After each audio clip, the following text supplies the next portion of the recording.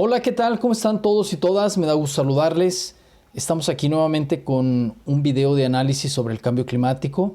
Recuerden que nuestro objetivo más que nada es analizar las causas del cambio climático, más que las consecuencias. Las consecuencias es lo que estamos viendo, cómo se está alterando el clima en la Tierra, cómo tenemos cada vez tormentas más impredecibles, sequías más largas, daño a las zonas glaciares en los polos del planeta, extinción de especies, etcétera, ¿sí? Bueno, estas son ya las consecuencias y los climatólogos, los químicos, los físicos nos ayudan a explicarnos por qué se están generando estos fenómenos. Sin embargo, en la mayoría de los casos no nos explican cuáles son las causas que están detrás de esto, es decir, las razones que están generando esta problemática. Y las razones no están en fenómenos naturales, sino están en fenómenos sociales, es decir, en cómo manejamos la economía y las decisiones políticas que estamos tomando. Es ahí donde se encuentra el problema y esa es la explicación que hoy te queremos dar, así es que quédate con nosotros, te vamos a explicar realmente cuáles son las causas en este preciso momento en el cual todavía tenemos espacio para hacer algo y no en el momento en el cual ya nuestras posibilidades de hacer algo o sean nulas o sean ya muy reducidas. Estamos a tiempo de hacer algo, quédate con nosotros, vamos a explicarlo aquí, ¿sale? Bien, quiero comenzar con esta pregunta que se plantea al inicio del video, es decir, ¿por qué si están incrementando el uso de las energías sustentables, verdes, limpias en todo el mundo, por qué siguen incrementándose las emisiones de CO2? Esto suena a una contradicción y debe de tener una explicación. Y vamos a intentar explicártelo el día de hoy. Mira, comienzo compartiéndote este documento. Este es un documento del World Economic Forum o el Foro Económico Mundial, que es este club de millonarios capitalistas, empresarios, que tienen una cierta inclinación a proteger el mundo, a salvarlo, pero donde, y esa es mi opinión personal, pretenden salvar al mundo, pero al mismo tiempo salvar al capitalismo. Y en un momento dado, eso no va a ser posible. O decidimos salvar al mundo o decidimos salvar al capitalismo. Bueno, estos señores quieren hacer las dos cosas, ¿no?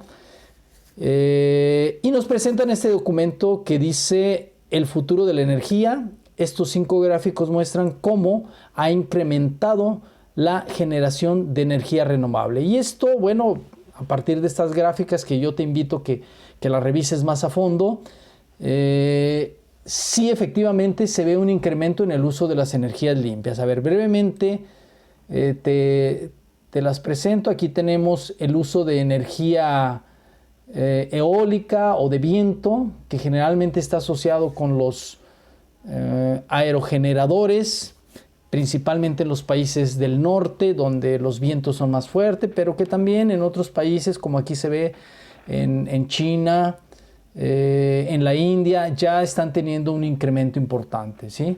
Bien, se encarga de analizar eso, cuáles son los avances en energía eólica. Luego también está que nos habla de cuál es la mezcla de energías que está utilizando el mundo y nos presenta así a grandes rasgos una perspectiva para 2030 donde el crecimiento de las energías limpias van a llegar a ser de un 49%, es decir, casi el 50% las energías renovables, las energías con fósiles solo del 41% y un 10% sería de energía nuclear, ¿sí? Esto en un futuro que de llegarse así sería muy bueno o sería mejor que no tuviéramos nada de disminución de energías fósiles. Bueno, pues esto sería mejor, ¿no? Hay otra gráfica que es la de la electricidad generada con carbón y cómo nos muestra un descenso, sobre todo en países como la India, Estados Unidos, Europa y el Reino Unido. Asia en general y China, que son grandes productores, ellos siguen incrementando, pero nos dice que estos países se han ido decreciendo. Pero también habría que hacer aquí un pequeño paréntesis, porque recuerden que en el 2022 inicia la guerra en Ucrania y Europa y en particular Alemania se ven en la necesidad de regresar al uso del carbón. Entonces, bueno, ahí hasta el 2022 esto estaría bien, pero ya después esto ya no opera de manera tal.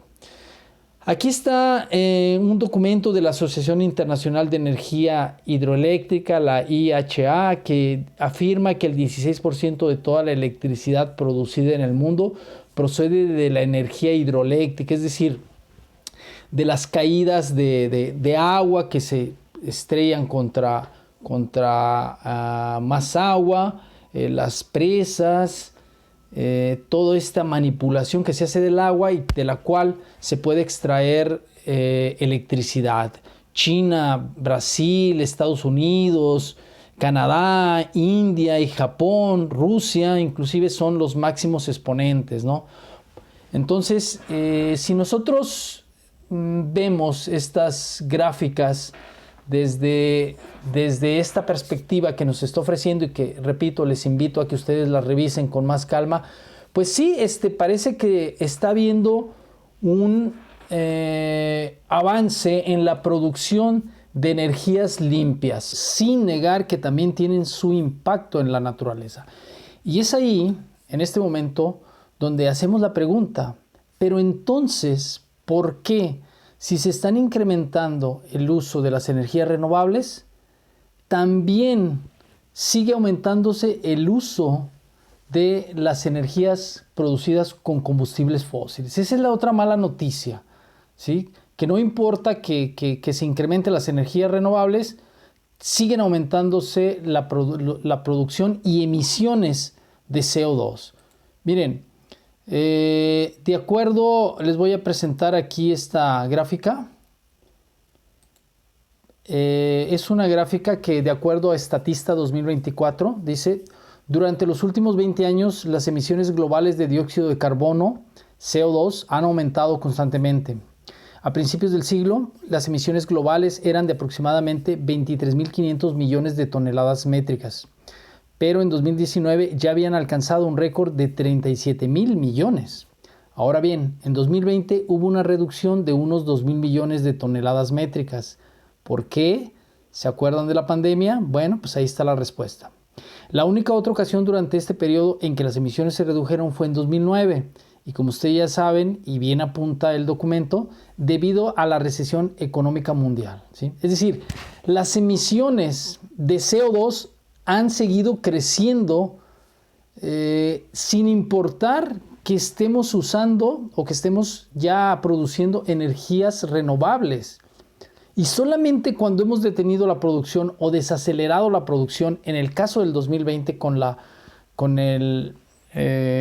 pandemia de COVID, y en el 2009 con la crisis económica derivada de Lehman Brothers, todo esto que ustedes ya saben, los fraudes inmobiliarios, solamente así se ha reducido por unos pequeños periodos, lapsos de tiempo. Bien, entonces todo esto nos lleva a hacernos algunas preguntas. La primera de ellas podría ser: ¿cuál es el sentido de que cada año se celebre la Conferencia de las Partes, es decir, la COP? El año pasado se celebró la COP28 para buscar soluciones al cambio climático en suntuosos lugares. Todos sabemos que la COP es esta reunión donde se juntan científicos, expertos, medios de comunicación, gobiernos, empresas, empresarios, para hablar y buscar las formas en que ataquemos el cambio climático, y no hay una mejor forma de atacar el cambio climático que es reducir las emisiones de CO2, que, como ustedes saben, son las que generan los gases de efecto invernadero, y el efecto invernadero es que mantiene el calor, que retiene el calor en la Tierra y que hace que ésta se incremente. ¿Qué sentido tiene si de todas maneras siguen incrementándose los gases de efecto invernadero? Segunda pregunta: ¿qué sentido tiene que los ODS, es decir, los Objetivos para el Desarrollo Sustentable de la Agenda 2030 de la ONU, tengan entre sus entre sus ejes transversales la sostenibilidad. Es decir, que los ODS nos proponen que logremos un mundo, un desarrollo a partir de la sustentabilidad usando energías renovables, entre ellas, como el principal camino para reducir el calentamiento global. ¿Qué sentido tiene que estén ahí esos ejes y que de hecho estemos usando energías renovables, como ya lo vimos en las gráficas, si sigue incrementándose las emisiones de CO2? Esa es la pregunta. Y eso es lo que yo quiero explicarles en este video, a partir de este video, hacerles un relato, porque detrás de esto no están factores climáticos, físicos, químicos, matemáticos, están factores sociales, económicos y políticos. Por eso, no necesariamente el que estudia el clima tiene la respuesta de por qué se está generando este problema, porque en la mayoría de los casos, bueno, el climatólogo lo que estudia es la naturaleza, el clima, los factores que lo generan, y nos pueden explicar perfectamente qué es lo que está sucediendo, y desde un enfoque natural, qué fenómenos naturales se están dando para que se incremente la temperatura, pero no nos explican, o cuando menos en algunos casos, no nos explican cuáles son los factores sociales, humanos y económicos que lo generan. Y desde ya les quiero decir que lo que está generando esto es el modelo de producción económica que tenemos, es decir, el capitalismo, que muchos no quieren escuchar todavía eso porque afecta a sus intereses. Tocar al capitalismo afectará a los intereses de muchos, de todos en general, de todos, no importa qué te dediques. Afectará a tus intereses en menor o en mayor medida, pero por eso es que tenemos que estar listos para hacer un cambio social, un cambio mundial, a partir de cambiar nuestra conciencia, ¿no? De evolucionar en nuestra conciencia. Bueno, te voy a explicar por qué es que está sucediendo esto. Quédate en el video hasta el final. Toma nota de lo que te llame la atención, y si tienes algún comentario que hacer lo puedes dejar aquí. Y comparte el video, dale me gusta. Vamos a explicar por qué es que el modelo económico es el principal causante del calentamiento global. Sin negar que estas medidas, es decir, la producción de energías verdes, de energías limpias, renovables, todas las medidas que a nivel mundial se toman para impactar o reducir el impacto que tenemos en la naturaleza son importantes, a todas luces. No importa qué tanto las cambiemos si no reducimos la producción mundial. Ya hablaré en algún video más específicamente de esto. Pero momentáneamente les digo, el problema no está en cambiar a energías limpias. El problema está en reducir la producción mundial. Y eso es un tema muy complejo del que ya hablaremos. Ahora, lo que determina este tema de la producción mundial, pues obviamente es el modelo económico y quienes están detrás del modelo económico, ¿sí? Porque el modelo económico es el que determina las relaciones de producción que se establecen con la naturaleza y entre las personas para satisfacer nuestras necesidades.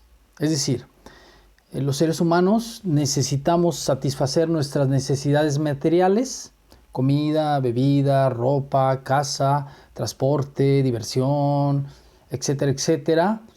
Y para satisfacer estas necesidades requerimos de establecer relaciones con otros individuos, donde tú produces esto, yo produzco aquello, tú lo vendes, él lo lleva, él lo trae. Esas son las relaciones de producción, a grandes rasgos, ¿sí? Pero también relaciones con la naturaleza, es decir, ¿cómo nos vamos a relacionar con la naturaleza?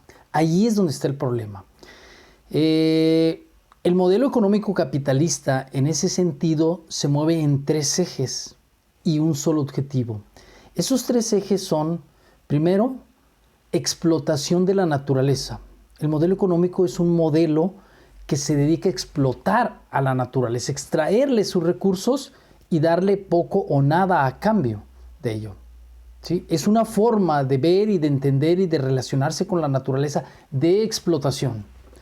Pero también En la gran mayoría de los casos en donde se está dando esta explotación de la naturaleza, se está dando la explotación del ser humano como el segundo factor del modelo capitalista, ¿sí? El primero es explotación de la naturaleza, el segundo explotación del ser humano y el tercero es la manipulación de la ciencia y la tecnología, ¿sí? Estos tres elementos tienen un solo objetivo y ese objetivo es la creación de la riqueza individual ilimitada o la concentración de la riqueza, la mayor concentración de la riqueza posible. Ese es el objetivo, es decir, estos tres elementos se usan para conseguir ese objetivo. Y es ese proceso el que está generando el cambio climático. Entonces, ahorita te voy a explicar, voy a comenzar explicándote por qué siempre que o casi siempre que se genera explotación de la naturaleza, se genera explotación del ser humano. ¿Y sobre qué recae esta visión que la podemos llamar extractivismo? Eso es lo primero que voy a explicar a grandes rasgos. ¿Qué es el extractivismo? Bueno, el extractivismo es un modelo de producción que podemos identificar como anterior al capitalismo. Es decir, es una etapa, aunque sigue existiendo el extractivismo, como ya les comentaba, en alguna etapa fue la base para que se desarrollara el capitalismo. Por eso hoy el capitalismo hoy en día es meramente extractivista, ¿sí?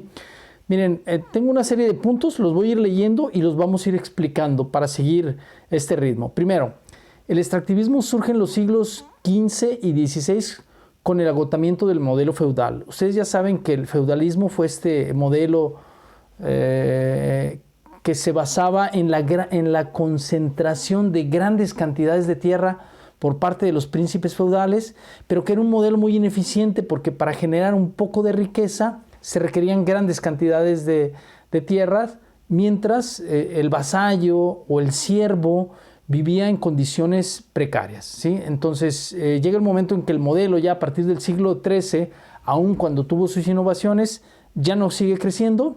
Sin embargo, la necesidad de las clases altas europeas de seguir transmitiendo esa riqueza o dar riqueza a sus herederos, pues va a llevar a buscar esa riqueza en tierras, en recursos, en mercancías, en otros lugares, ¿sí? Y entonces el extractivismo se puede definir como el saqueo de recursos de un país a otro a través de la explotación de sus habitantes.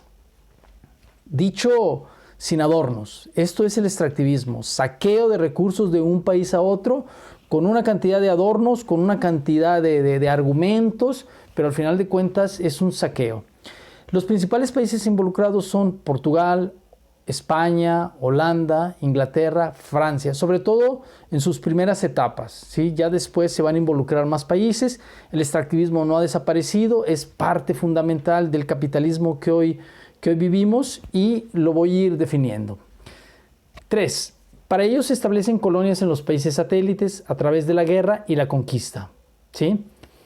Vamos a tener las metrópolis europeas y las satélites y los países satélites en América, pero también esto va a suceder posteriormente en África y en Asia.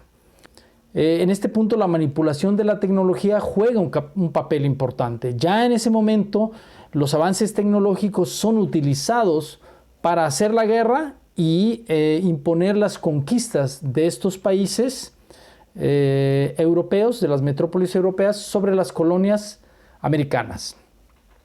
4. Las colonias se vuelven dependientes de las metrópolis europeas a través de mecanismos coercitivos que les impiden su propio desarrollo, ¿sí? Se va a generar una relación de dependencia. Las metrópolis van a coartar completamente su capacidad de crecimiento, su capacidad de desarrollo a través de prohibiciones, prohibiéndoles la producción, siembra y desarrollo de ciertos recursos o de ciertos artículos, garantizando de esta manera que sean las metrópolis europeas las que se estén desarrollando, mientras los países satélites están subordinados y viven en el atraso, ¿no? Eso asegura que la metrópoli se desarrolle tecnológicamente. Este es otro elemento importante.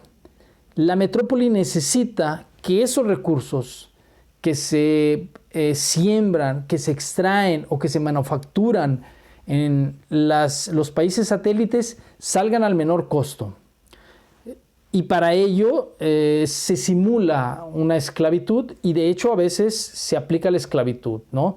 Por ejemplo, en América, a partir de que el papado reconoce al indígena americano como un ser humano con alma, con espíritu, pues entonces ya no se permite la esclavitud de nativos americanos, pero se les esclaviza de manera simulada a través de mecanismos de explotación.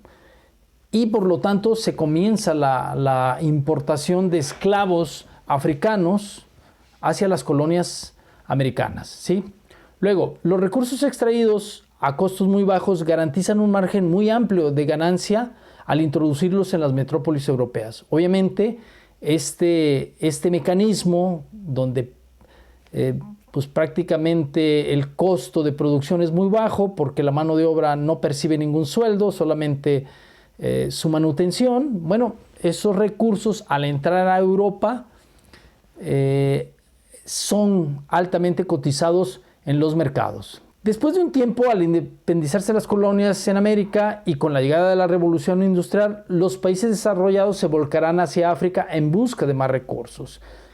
Los países que surgieron en América Latina continuaron siendo colonias de sus exmetrópolis europeas, a las que se añadió Estados Unidos y Canadá. Es decir, ahora las razones por las cuales los países latinoamericanos van a ser colonias ya no van a ser por los mismos, ya no van a ser por la imposición de la fuerza, es decir, por la invasión, sino por razones de dependencia tecnológica que siguen teniendo, dado que ellos monopolizan la tecnología, por razones económicas, dado que ellos controlan la banca, por una influencia cultural que hasta la fecha nos sigue, es decir, el idioma, en este caso, por ejemplo, la Real Academia Española de la Lengua, pero también por otros factores culturales, como los podemos ver en el deporte y hoy en día es la Liga de Campeones, las películas, la música, la literatura, los principales 10 libros más vendidos en el mundo son de habla inglesa. Entonces sigue existiendo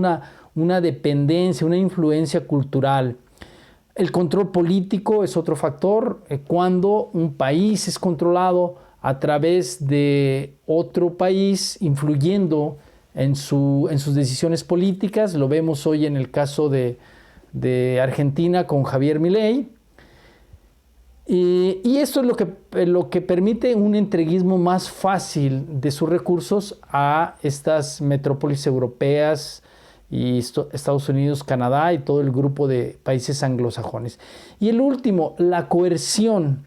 Ya no tanto la invasión militar, pero inclusive también esa. Pero la coerción que se ejerce a través de las famosas sanciones que se aplican a los países que no se alinean a estas medidas. De esta manera, el extractivismo va a continuar funcionando hasta nuestros días. Pero lo que ya estamos viendo claramente es que continúa la explotación de la naturaleza, la explotación del ser humano y la manipulación de la ciencia y la tecnología en favor de este modelo.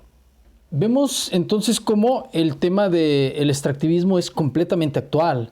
Todo lo que yo acabo de narrar, que es asociado, vinculado a 300 o 400 años de historia, se aplica perfectamente a la vida moderna, a la vida actual, ¿sí?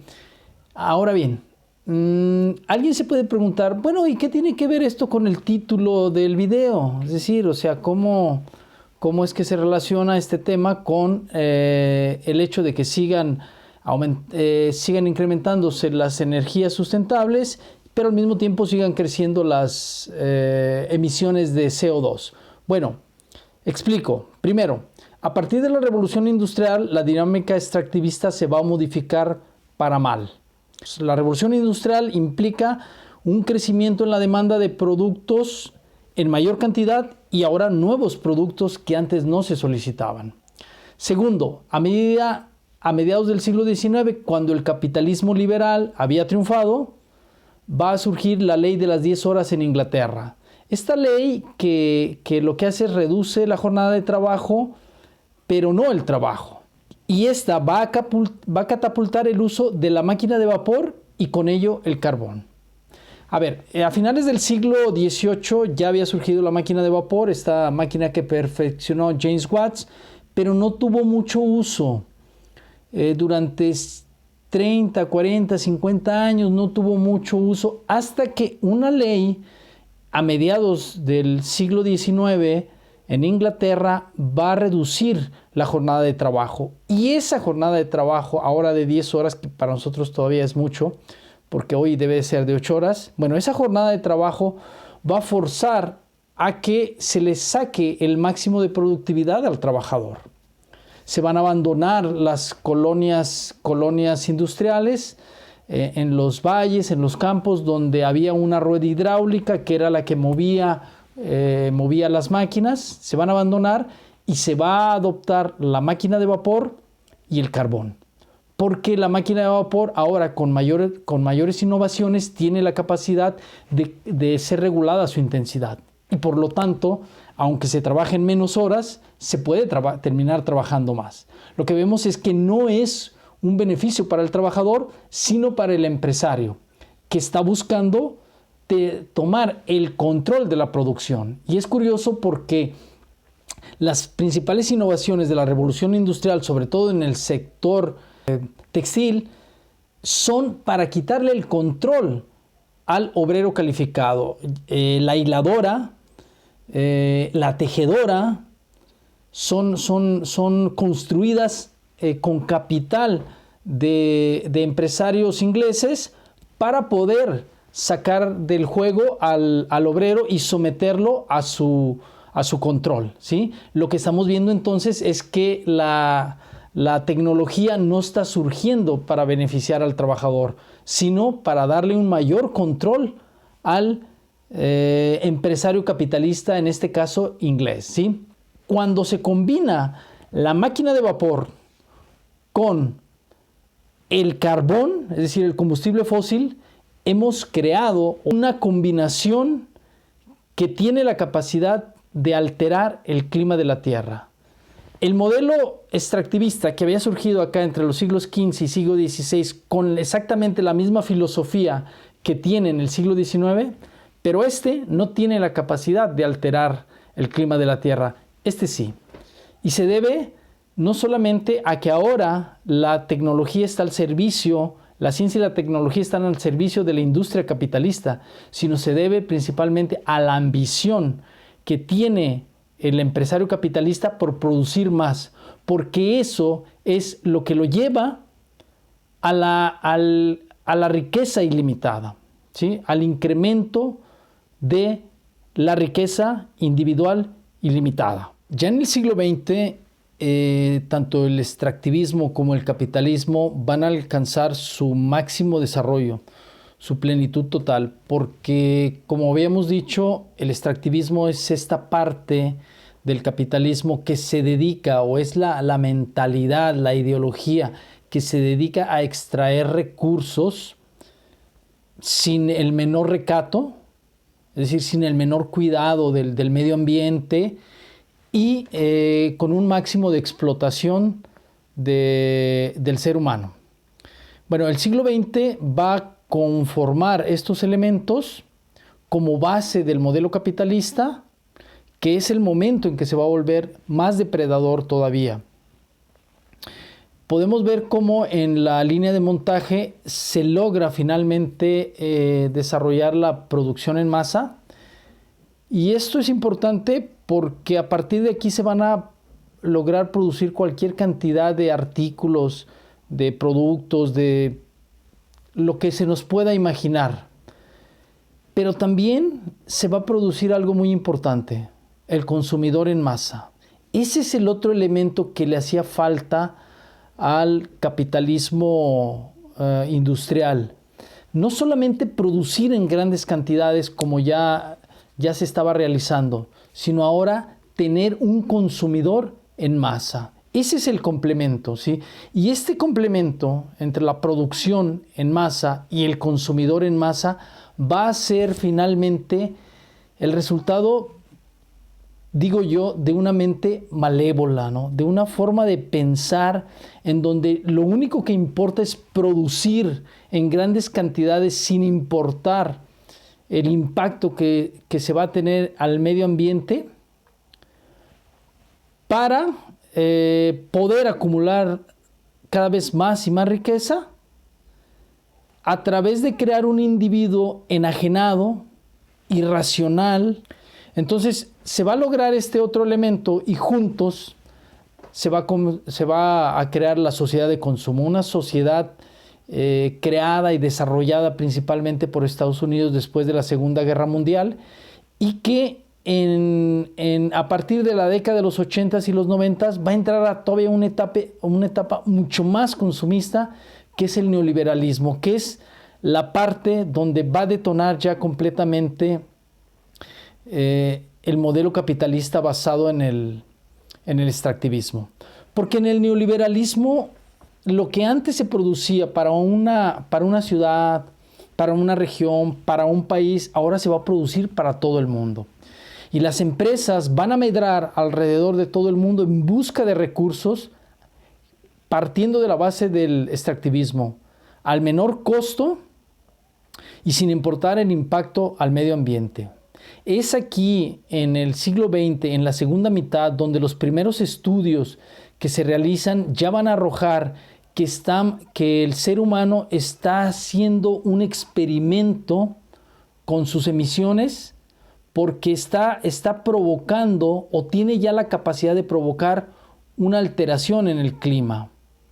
Hacia la década de los 90, en la cumbre de Río, vamos a ver cómo se va a hacer un llamado a que se reduzcan las emisiones de CO2 en todos los países, porque ya se está viendo el efecto que está sucediendo, porque ya es real, ya es claro que se está modificando el clima. 12 años después o 10 años después, estas emisiones no se redujeron, se incrementaron casi en un 50%. El siglo XX entonces fue el siglo que liberó a los demonios del cambio climático de la mano del extractivismo, de un capitalismo voraz que siempre busca más y de un grupo que está detrás de un grupo, una élite mundial que no le importa el impacto que haya en la naturaleza con tal de seguir con su filosofía de concentrar la mayor cantidad de riqueza posible. Así entonces el siglo XXI va a representar un momento ya de mayor reflexión, un momento de enfrentarnos a una realidad cada vez más cruda, pero en la cual, a pesar de las cumbres que se han hecho, de los acuerdos en París 2015, de los activistas, de todo lo que se ha hecho, y como vemos en las gráficas que se presentaron, no se reducen las emisiones de CO2, a pesar de que hemos incrementado la producción de energías verdes, las emisiones de CO2 se siguen incrementando. Y esto habla de que el extractivismo, como base del capitalismo industrial, ha triunfado plenamente sobre los ideales humanos, ¿sí? Con todo el potencial que tenemos como especie, que se ha alcanzado a través del conocimiento, de la creación de la computadora, de los procesadores cada vez más rápidos, del entendimiento que tenemos del medio, de la naturaleza, del cosmos, aún así estamos en una plena carrera hacia la destrucción de la especie humana si no se toman cartas en el asunto. Regresando a la pregunta inicial, es decir, ¿por qué si están aumentando la producción y el consumo de energías sustentables o renovables, ¿por qué siguen aumentando las emisiones de CO2? ¿Que no al aumentar la producción de energías sustentables deberían de reducir la producción de energías fósiles? Porque estas energías fósiles son las que producen el CO2, que es el principal causante de los gases de efecto invernadero y por lo tanto del cambio climático. ¿No debería de funcionar esto así? Bueno, la respuesta es porque, nuevamente, el modelo económico, las emisiones sustentables no están sustituyendo a las energías fósiles, sino que se están complementando ambas y juntas se están convirtiendo en el arsenal de energía que cada vez demanda en mayor medida el modelo de producción capitalista. Y esto se debe a dos cosas. La primera, a que existe esta creencia de que para poder generar bienestar, desarrollo a la población, al mundo, cosa que no se está cumpliendo, hay que producir cada vez más, hay que incrementar el Producto Interno Bruto del mundo para poderle dar bienestar a esta sociedad que cada vez crece más y más. Y esto es lo que justifica el que cada vez produzcamos más y cada vez consumamos más y más energías, y en este caso son renovables, sustentables, fósiles, etcétera. No importa, todas juntas colaboran, ¿no? Pero este es el primer punto. El otro punto es que se ha creado también una masa meramente consumista de individuos que se mueven en una sola dimensión, que es la del consumo. Entonces, ambos son los que están creando este hiperconsumo, esta hiperproducción de productos que demandan una gran cantidad de recursos, entre ellos los energéticos, y esto es lo que está haciendo que las emisiones de CO2 no paren de crecer, ¿sí? Para esto nos venden la idea, nos dan un desenfriolito para un cáncer diciéndonos que no, que si usamos energías sustentables, que si usamos productos reciclables, que si usamos la economía circular, todo esto vamos a reducir el calentamiento global, cosa que es falsa y que no está sucediendo y que está siendo avalada inclusive por economistas que han ganado el premio Nobel como Nordhaus o como Joseph Stiglitz u otros como Jeremy Rifkin, y la misma ONU con sus objetivos para el desarrollo sustentable, que nos invita a que transformemos la industria, el hogar, usando productos sustentables, energías sustentables, pero que al final de cuentas esta no es la solución.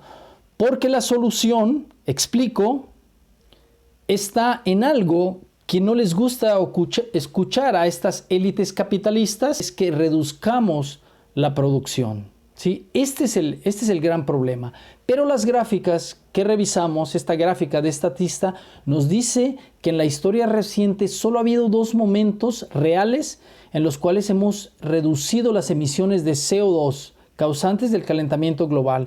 Y ese es el 2009, cuando a raíz de la quiebra inmobiliaria en Estados Unidos, la economía se desaceleró y por lo tanto eso quiere decir que produjimos menos. Y la otra en 2020, cuando ustedes ya lo saben, la pandemia a nivel mundial, la producción se detuvo. Es decir, que solamente reduciendo la producción mundial podemos efectivamente reducir las emisiones de CO2. Pero esto es algo que ellos no quieren escuchar, ¿sí? Porque, repito, nos dicen que no, que el desarrollo está en producir cada vez más porque cada vez somos más. Pero este bienestar no se distribuye entre la sociedad. Entonces, a lo que nos enfrentamos es a una mentalidad, a una forma de pensar. Eso es lo primero que tenemos que atacar. El mundo tiene que atacar y tiene que afrontar esta forma de pensar que fue creada en el siglo XIX por estos capitalistas ingleses, quienes crearon todos los mecanismos para que ellos fueran los ganadores del juego, pero que tal vez en ese momento el impacto al medio ambiente no repercutía tanto. Pero hoy en día, con el desarrollo de la tecnología, con el incremento de la avaricia, hoy sí estamos impactando al medio ambiente y nos dirigimos hacia una catástrofe climática que ya se está manifestando. Por lo tanto, esto es lo que hay que cambiar. Crear un modelo económico en el cual no esté vinculado el desarrollo de la sociedad a el crecimiento económico. Un modelo económico más orgánico, un modelo económico más sustentable, más colaborativo, más distributivo, más humano, en pocas palabras, es decir, que ponga al centro de la ecuación al ser humano, no a los objetos, no a la riqueza. Este es el reto que tenemos. Entonces, ahí quiero concluir Y solamente mencionar que, como dice aquella canción de John Lennon, la de Imaginé, tú me puedes llamar soñador, pero no soy solo yo. Es decir, sí, soy un soñador porque las grandes transformaciones del mundo han empezado con un sueño, pero además ya no soy solo yo soñando. Muchas otras personas están soñando, pensando en poder legar a las generaciones futuras un planeta todavía habitable, un planeta en donde todavía exista convivencia con la naturaleza y con otras especies. Entonces, no dejemos de soñar porque ese es el primer paso.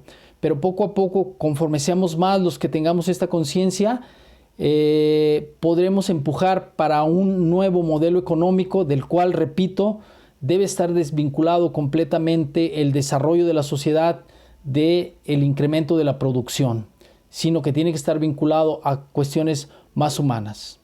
Bueno, ahí dejo el video. Espero que el análisis te sirva para hacer tus reflexiones en tu escuela, en tu trabajo, en tus actividades, en donde tú compartas tus ideas. También pedirte que si te gustó, pues le des pulgar arriba, que lo compartas, que te suscribas al canal, porque es una forma de generar mayor impacto. Y que si tienes alguna duda o algún comentario o algo que aportar o algo de qué quejarte, lo pongas aquí abajo y con mucho gusto lo leeremos. Bien, hasta aquí los dejo. Muchas gracias. Nos vemos en un próximo video. Bye.